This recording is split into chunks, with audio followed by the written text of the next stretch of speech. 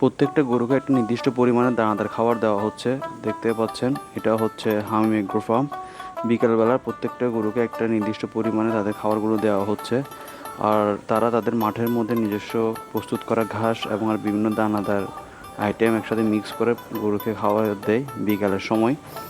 তো এই ধরনের আরও ভিডিও দেখতে চাইলে সৌরভ চৌধুরী ইউটিউব চ্যানেল এবং চট্টগ্রাম খামারি ফেসবুক পেজ ফলো দিয়ে সাথে থাকবেন। আর আপনারা কোন ধরনের গরুর ভিডিও দেখতে চান ওইটা আমাদেরকে জানাবেন। চেষ্টা করব আপনাদের মতামতের ভিত্তিতে আমরা ভিডিও দেওয়ার।